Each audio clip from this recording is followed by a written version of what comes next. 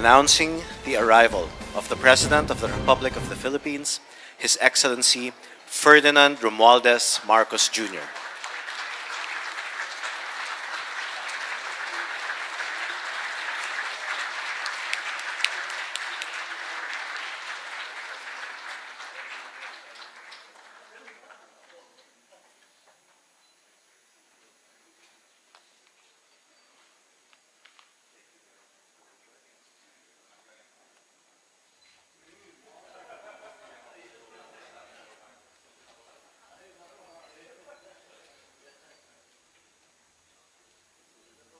Good evening, Mr. President.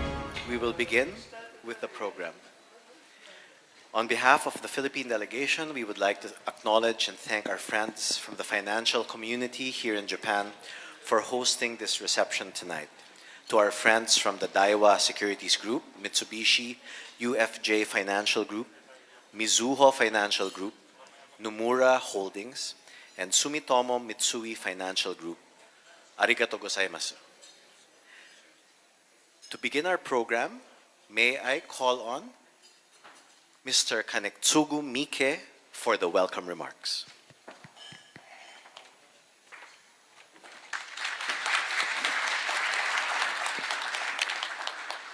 Well, good evening.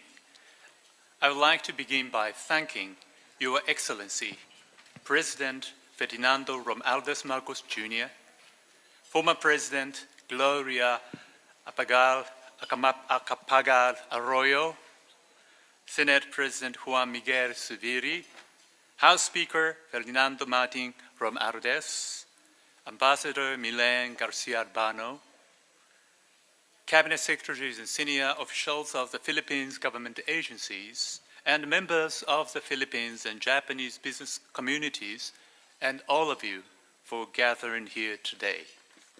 In particular, I want to express my sincere gratitude to the President Marcos for all you do to promote the strong relationship and goodwill between our two nations, and for taking time from your extremely busy schedule to travel to Japan and share your thoughts with us tonight. Before we hear from His Excellency, I want to say a few words on behalf of the 5 financial groups who organized this event. But first, I have to apologize that Japanese media was so greedy to keep him and not release him for such a long period of time. Well, as you all know, the relationship between the Philippines and Japan extends back to the 16th century, and our deep ties have strengthened through the years, especially since normalizations of the diplomatic relations between our two nations in 1956. President Marcos was born just 1 year later, and in parallel fashion has watched the great relations between the Philippines and Japan grow in strength and maturity, along with the President, who has been instrumental in ensuring that strong growth. Not only are diplomatic relations strong between our nations, so is our economic relationship. Over its long history, Japan has contributed a total of $23 billion in direct investment from Japan to the Philippines over 3 decades, crystallizing our trust in that great nation. And today, with the energy transition toward the future carbon neutrality and the developing infrastructure in the Philippines, there is enormous potential for Japan to further contribute to the growth of the Philippines economy. I hope this will lead to achieving its long-term vision of Ambition Latin 2040. I also believe that measures in the Philippines Development Plan 2023 to 2028, which was recently approved by Your Excellency, will be deeply meaningful in enhancing the environment for Japan and other countries to invest even more in your great nation.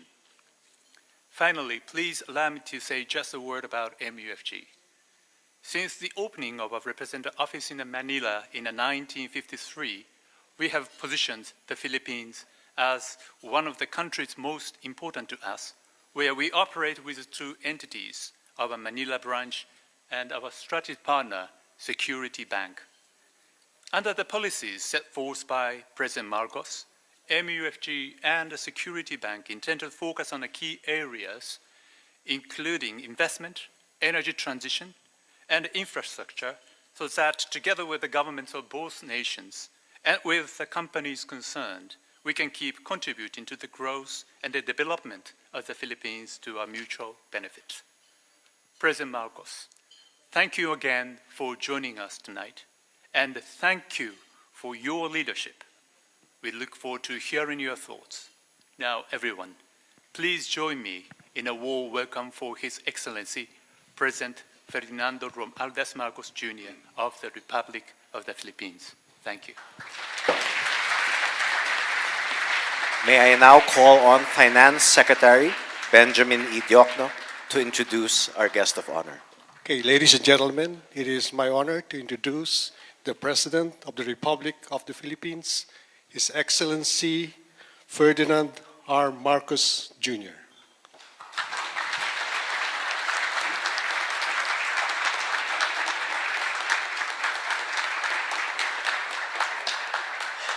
Thank you very much, Secretary Ben Diokno, for your introduction.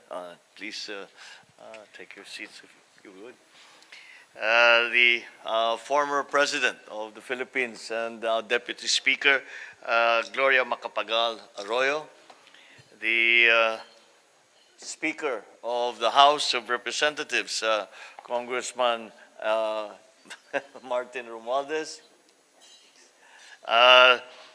the honorable members of the Cabinet who have accompanied me here on this very important trip to Japan, the chairperson of the Senate Committee on Trade, Commerce, and Entrepreneurship, Senator Mark Villar.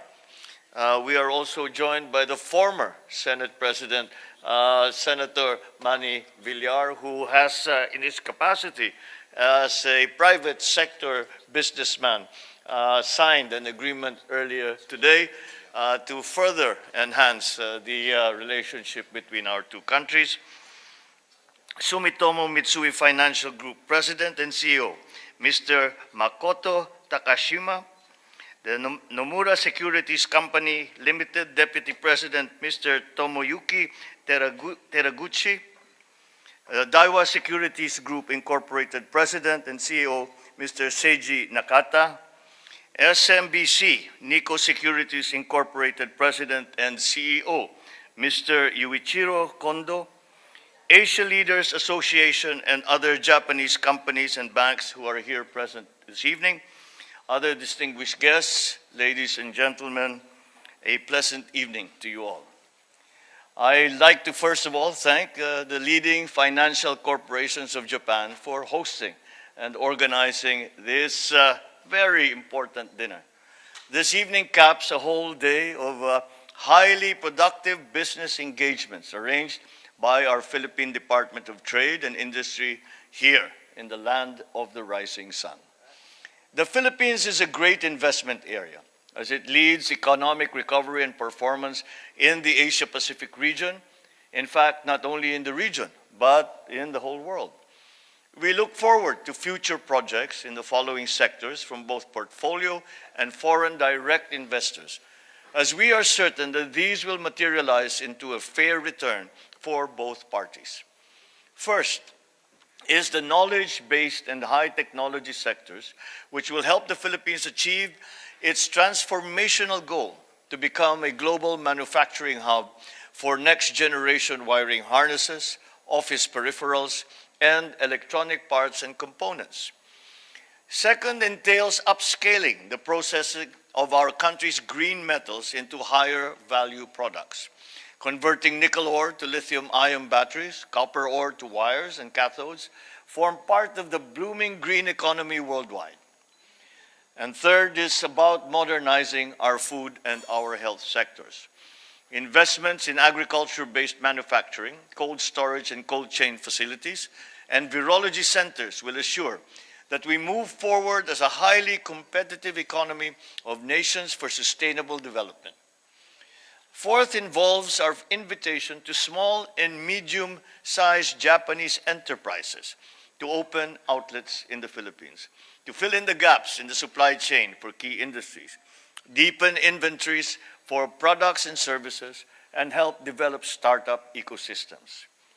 Fifth is related to the digital transformation and innovation in Philippine industries through investments in AI, artificial intelligence, biomaterial research and development, and data centers. Finally, the creative economy, a marriage of creativity and technology. We want to venture into partnerships both in business and capacity building projects in areas for which Japan is recognized as a world leader in animation, in game development. As our Philippine and Japanese businessmen break bread in tonight's dinner organized by our gracious hosts in the Japanese financial community, I look forward to new ventures and partnerships in these industrial and service sectors we consider as strategic interests in our bilateral economy relations with Japan. Once again, thank you for all of your presences here. Thank you for the organizers of this dinner. And I am sure that this interaction will prove beneficial for both our countries. Domo arigato gozaimasu. Maraming salamat po sa inyong lahat at magandang gabi po.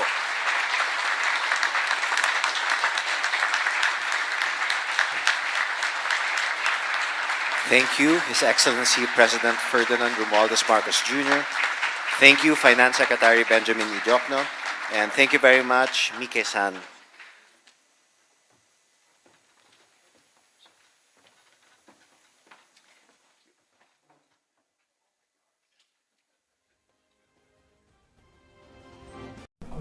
Well, the presidential state visit to Japan is very significant.